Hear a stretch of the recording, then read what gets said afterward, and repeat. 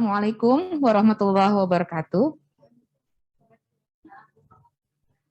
Baik, Bapak Ibu sekalian, tadi Bu Anisya telah memaparkan tentang gambaran besar peraturan perundang-undangan di bidang pangan olahan. Nah, saat ini kita mulai memasuki lebih teknisnya ya Bapak Ibu sekalian. Jadi pada kesempatan hari ini, pagi ini saya akan menjelaskan tentang kategori pangan dan bahan baku.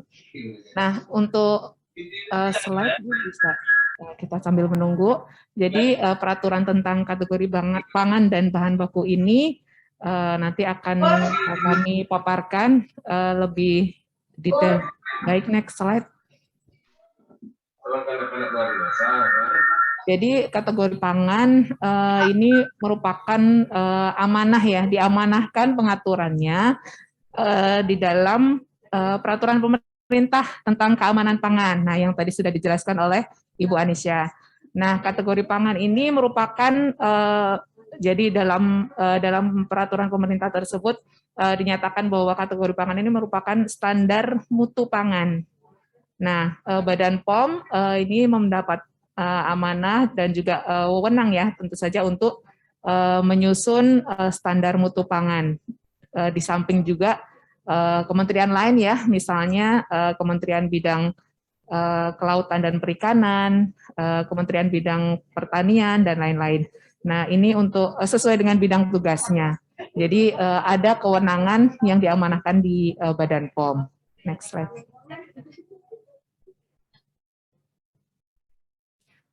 Baik, untuk selanjutnya, next slide. Regulasi kategori pangan ini, Bapak Ibu, Badan POM sudah menetapkan Peraturan Badan POM nomor 34 tahun 2019 tentang kategori pangan. Nah, kategori pangan itu sebetulnya merupakan pengelompokan ya, pengelompokan pangan berdasarkan jenis pangan. Nah, kita dalam menyusun peraturan kategori pangan ini juga tidak semuanya sendiri ya, artinya kita pengen dikelompokkan sendiri oleh Badan POM. Namun kita punya acuannya. Nah, yang acuan tersebut berlaku secara internasional sebagaimana diatur di Kodeks Standar 192 tentang General Standard for Food Additive. Nah, pangan olahan yang dibuat di dalam negeri atau yang diimpor untuk diperdagangkan di wilayah Indonesia ya, dan di dalam kemasan tentu saja. Nah, itu wajib memenuhi persyaratan kategori pangan. Nanti kita akan lihat seperti apa persyaratannya. Nah, kategori pangan ini diterapkan dalam penyusunan standar atau persyaratan tentang keamanan pangan, kemudian mutu dan gizi pangan, di antaranya nanti akan terkait Bapak Ibu dengan pengaturan bahan tambahan pangan, kemudian cemaran, takaran saji, pelabelan informasi nilai gizi, dan seterusnya. Nah, secara umum kategori pangan ini nanti akan ada terdiri dari definisi dan persyaratan berupa karakteristik dasar yang nanti bisa mencirikan pangan tersebut. Mungkin sebagai gambaran, kalau Bapak Ibu menjumpai produk ya di pasaran, itu kami contohkan di dalam slide, misalnya ada produk berupa minuman sari buah. Nah, inilah yang disebut dengan jenis pangan yang ada kaitannya dengan kategori pangan. Lanjut. Nah, tentu saja Bapak Ibu ingin tahu juga nih, kategori pangan itu dibagi menjadi apa saja. Seperti yang saya sebutkan tadi, kita tidak sesuka hati ya mengelompokkannya. Jadi kategori pangan ini terbagi menjadi 16 kategori. Mulai dari kategori 1 itu produk-produk susu dan analognya. Jadi seperti susu bubuk, kemudian susu kental manis, es krim, nah itu ada di sana. Kemudian kategori pangan 02 ada lemak, minyak, dan emulsi minyak. Jadi di dalamnya ada minyak goreng, kemudian ada margarin dan seterusnya. Untuk kategori pangan 03 itu es untuk dimakan, edible ice. Jadi termasuk sorbet dan serbet. Jadi untuk misalnya es apa ya, es lilin, kemudian yang tidak termasuk es krim ya. Jadi masuk di 03 ini. Kemudian ada kategori pangan 04. Nah, ini adalah di dalamnya mengatur produk buah dan sayur. Termasuk juga sebetulnya bukan cuma buah dan sayur ya, tapi ada kacang, umbi, dan seterusnya. Kemudian kategori pangan 05. Nah, ini kembang gula atau permen dan juga produk coklat masuk dalam kategori ini. Kemudian ada kategori pangan 06. Nah, itu untuk meliputi produk serealia dan produk-produk serealia. Jadi seperti tepung, kemudian pati, ada olahan tepung masuk di sini. Lalu selanjutnya ada kategori pangan 07, itu produk bakery, ada roti tawar dan wafer dan biskuit dan seterusnya. Kemudian ada lagi kategori 08, ini merupakan kategori untuk daging dan produk daging. Next slide.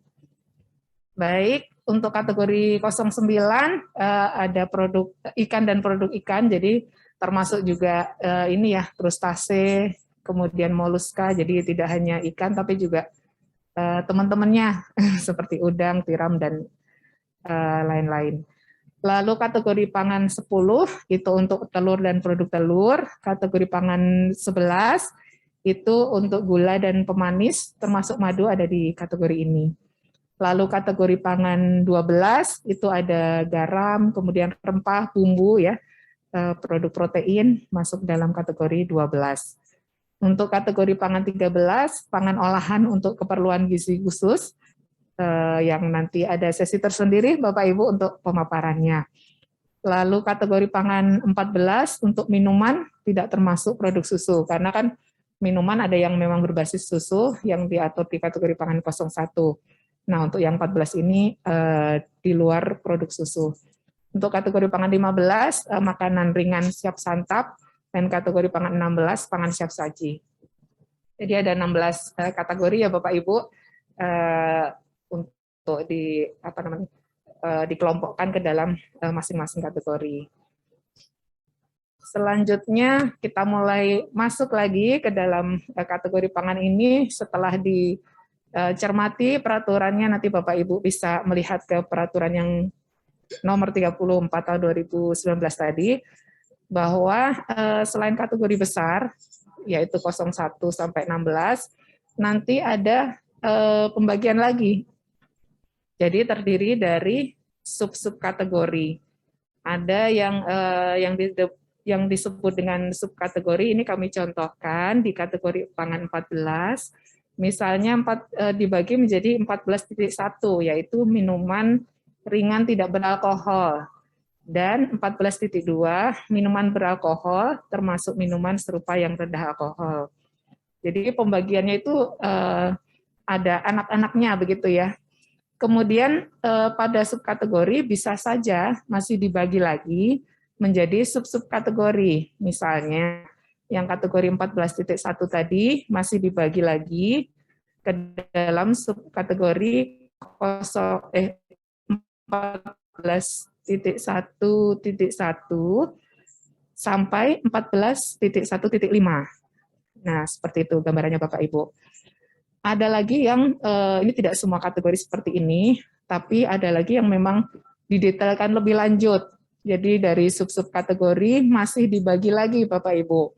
Tadi sebagai contoh di subkategori 14.1.1 yaitu air minum, itu masih dibagi lagi menjadi air mineral alami dan air sumbernya, dan juga air minum olahan. Nah, itu sebagai gambaran, ada yang hingga 4 digit, ada yang cuma sampai 3 digit. Tapi pada intinya kita mengenal istilah kategori dan subkategori. Selanjutnya, ini untuk mempermudah gambaran Bapak Ibu, kami contohkan di sini kategori pangan 04 buah dan sayur itu ada di subkategori 04128 ada bahan baku berbasis buah meliputi bubur buah, pure, topping buah dan santan kelapa. Nah, ini sebagai contoh ada namanya santan, nanti di dalam peraturan itu nanti akan dideskripsikan definisi santan itu apa, kemudian karakteristik dasarnya apa. Jadi apa sih persyaratan mutu yang harus dipenuhi untuk dapat disebut sebagai, misalnya di situ ada santan encer, ada santan saja, ada yang krim kelapa, ada konsentrat krim kelapa. Jadi penamaan tersebut harus memenuhi persyaratan mutu yang telah ditetapkan. Nah, ini ada tambahan informasi bahwa yang dasar penetapan angka-angka tersebut juga kita mengacu selaraskan dengan ketentuan. Untuk santan ini kebetulan kita mengacunya kepada kodeks STAN tentang coconut milk ya, dan coconut milk.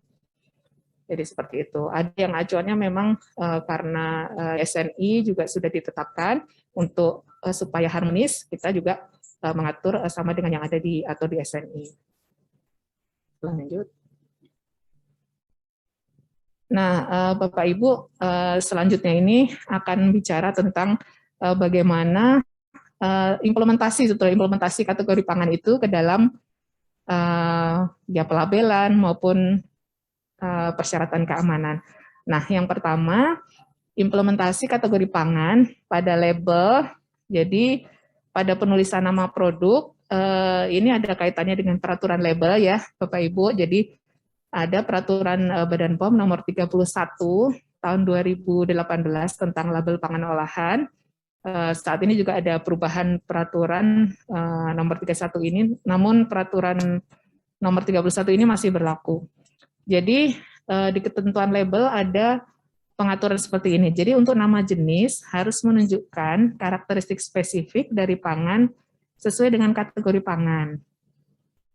Nah, ini sebagai contoh ada produk ya, minuman sari buah.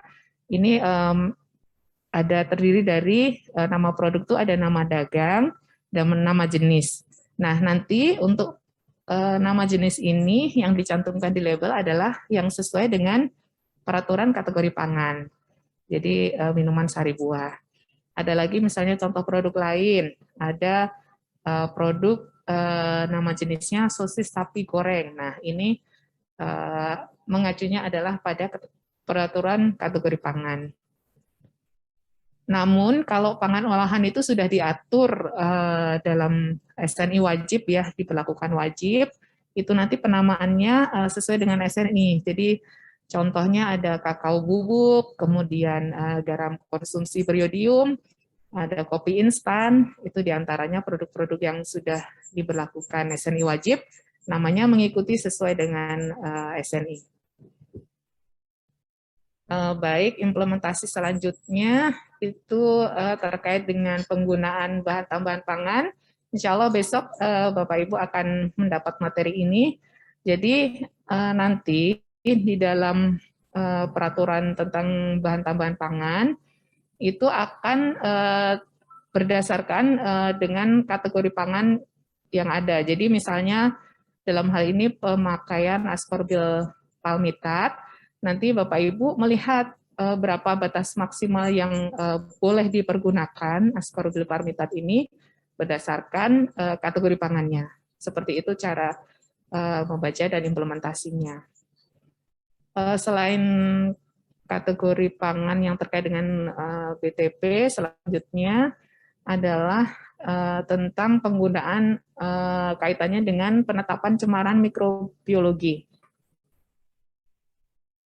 Ya, ini next slide-nya.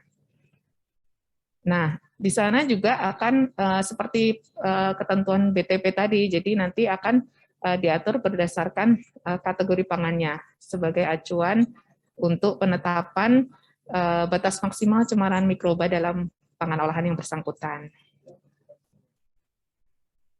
Ya, Nanti siang ini untuk cemaran akan ada pemaparan ya Bapak Ibu. Jadi ini masih ada kaitannya. Selanjutnya, nah ini untuk informasi tambahan Bapak Ibu. Jadi dalam penetapan peraturan kategori pangan kan memang ada perubahan. Jadi dalam hal ini ada kami menerbitkan surat edaran ditandatangani oleh Deputi Bidang Pengawasan Pangan Olahan tahun 2020. Jadi begini, jadi ada produk susu, minuman susu cair rasa berperisa. Jadi di kategori 01.1.4.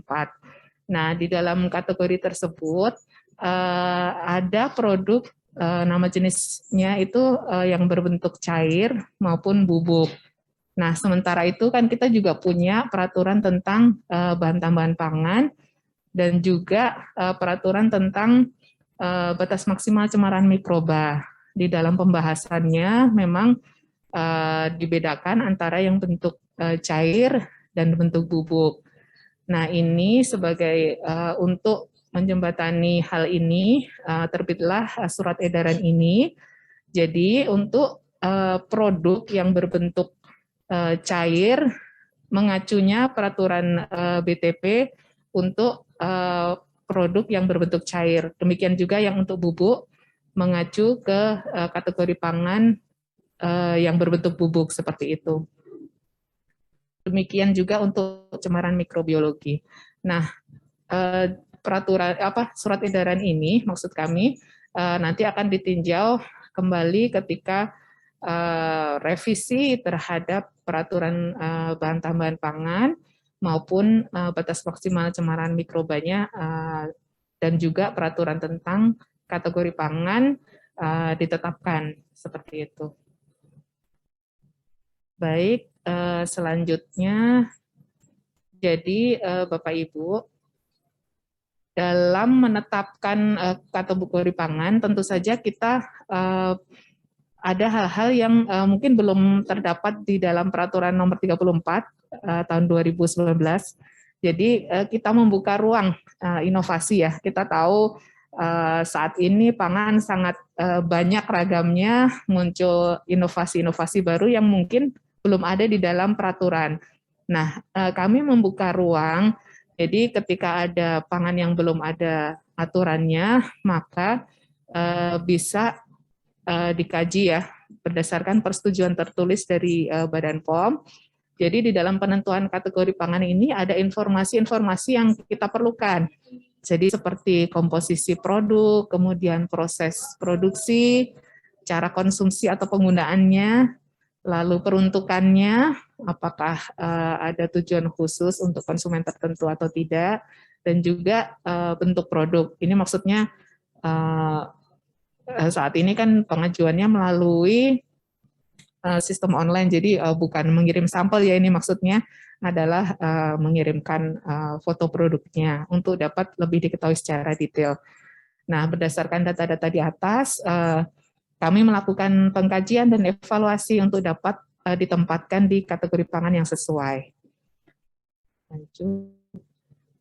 Nah, ini sebagai gambaran Bapak Ibu, di dalam selama tahun 2019 hingga 2022 ada pengkajian kategori pangan yang kami lakukan, itu bisa berasal dari pelaku usaha maupun dari dinas daerah. Kami sudah melakukan pengkajian, di antaranya ada beberapa produk yang sudah kami akomodir di dalam peraturan, maksudnya di dalam kategori pangan.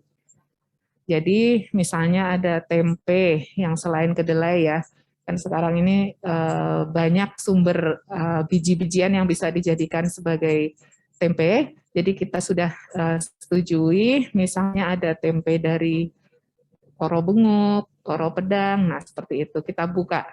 Sebelumnya kan hanya berasal dari kedelai saja.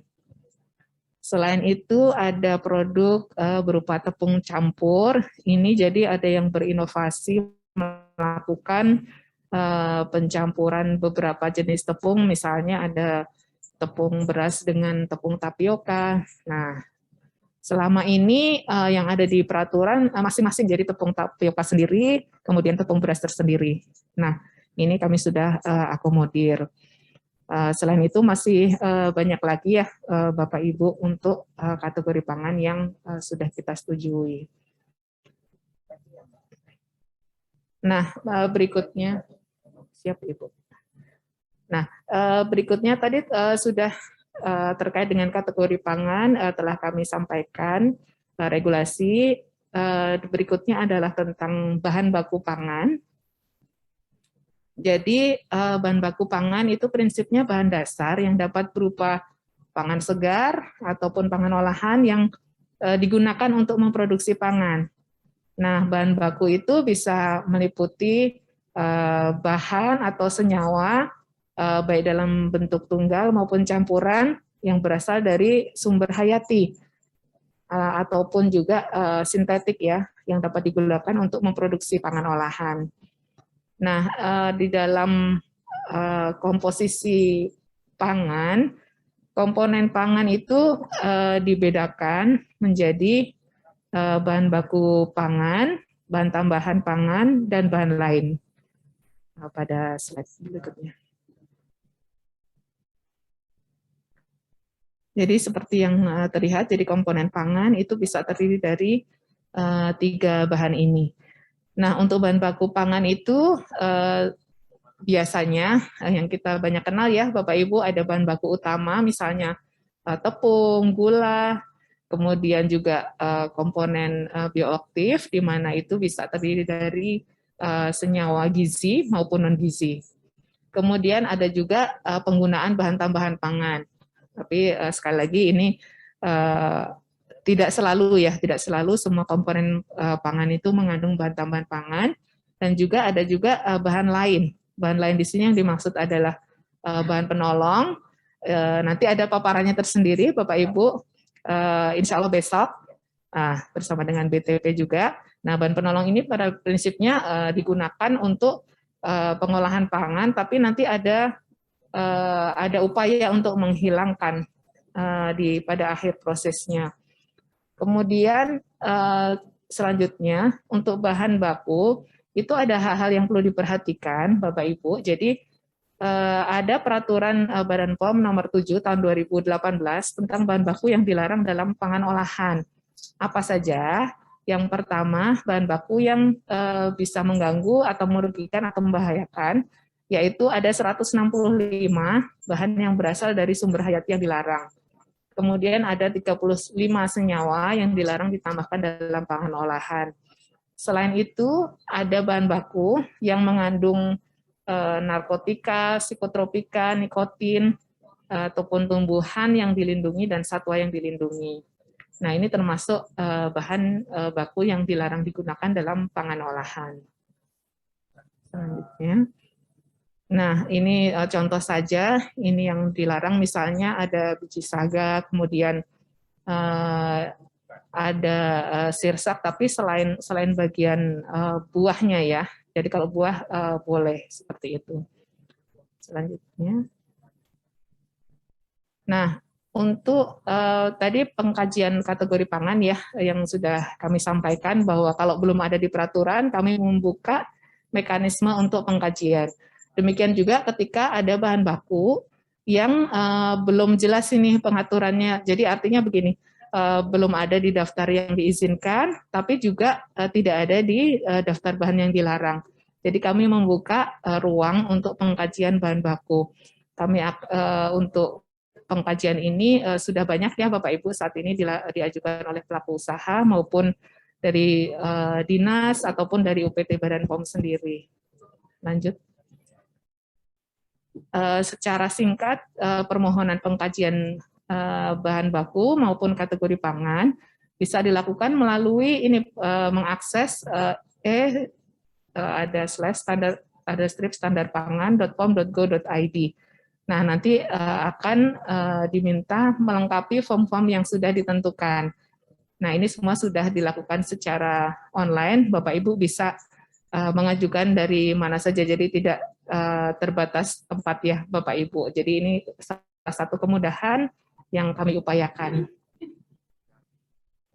Selanjutnya untuk bahan baku pangan, jadi untuk hasil-hasil pengkajian yang sudah kami setujui itu dapat diakses di standarpangan.pom.go.id. Nanti ada hasil kajian bahan baku. Nah, sebetulnya selain yang ada di dalam hasil pengkajian tersebut, Bapak Ibu juga bisa mengecek melalui peraturan Badan POM tentang kategori pangan. Jadi di sana terdapat kelompok bahan-bahan baik pangan segar sampai pangan olahan yang bisa digunakan sebagai bahan baku. Nah, ini ada data daftar bahan baku yang sudah diizinkan berdasarkan hasil pengkajian dari tahun 2018 sampai 2022. Misalnya ada penggunaan daun kelor, kemudian bunga telang, itu sudah bisa diizinkan sebagai bahan baku pangan, bunga lavender, kemudian ada jantung pisang, dan seterusnya. Dalam kesempatan ini kami juga ingin menginformasikan ada regulasi juga terkait standar mutu. Dalam hal ini peraturan Badan POM nomor 5 tahun 2021 tentang standar keamanan dan mutu minuman beralkohol. Nah, ini merupakan revisi dari peraturan yang sama yang terbit tahun 2016. Jadi di dalam peraturan ini disebutkan jenis dan standar mutu minuman beralkohol disesuaikan dengan peraturan kategori pangan, dan juga ada ketentuan batas maksimal kandungan metanol dalam minuman beralkohol. Selain itu, minuman beralkohol juga bisa ditambahkan etanol tara pangan untuk mencapai kadar etanol yang dipersyaratkan. Namun tentu saja etanol tara pangan yang dimaksud harus memenuhi ketentuan sebagaimana pada monografi. Berikutnya, informasi pedoman yang kami susun tahun 2019, Bapak Ibu bisa akses di website subsite standarpangan.pom.go.id.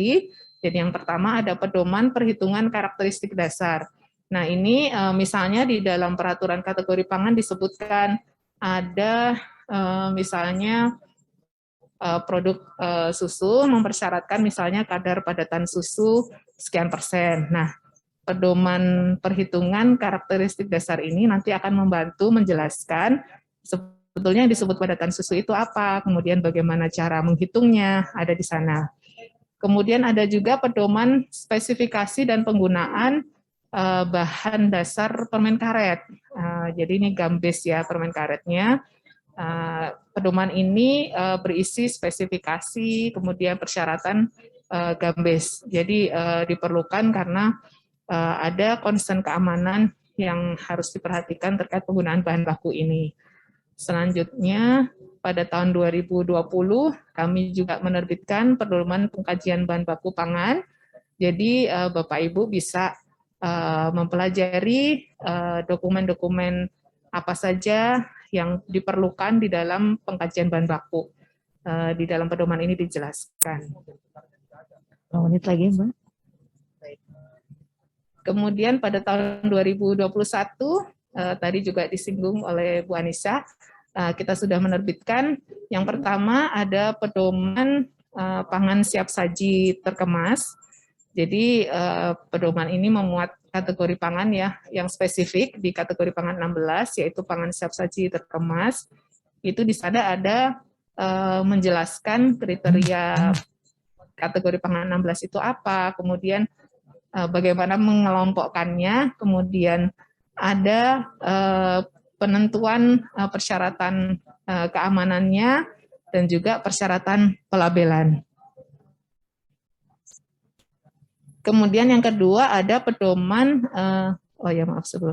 pedoman cara pengolahan dan penanganan pangan olahan beku yang baik, yang disinggung Bu Deputi tadi pada saat pembukaan, bahwa pedoman untuk pangan olahan beku itu bagaimana persyaratan mulai dari sarana dan fasilitas, kemudian cara persyaratan pengolahannya, transportasi, kemudian hingga cara higiene sanitasi yang baik, dan juga diperlukan ketika ada kondisi darurat, misalnya ketika tiba-tiba mati lampu, itu apa yang harus dilakukan. Nah, oh ya Bapak Ibu, tadi di dalam pretest ada pertanyaan ya terkait ini. Jadi mungkin boleh ada salah satu yang menjawab. Jadi tadi ada pertanyaan, ada produk isinya nasi goreng pete dan juga telur balado. Ya, itu masuk kategori pangan berapa, Bapak Ibu? Mungkin ini sekalian ya Bu ya. Kalau bisa menjawab dengan baik, bisa mendapat hadiah begitu, Bu Deksa, apakah berkenan? Iya, berkenan sekali. Ya, ini saya coba lihat di chat. Udah langsung palingan. Yang jawab Bu Arum. Bu Arum. Iya. Oh, Bu Arum nggak ikut. bagaimana Bu Deksa yang menjawab? Bu Arum dari GAPMI. Apakah?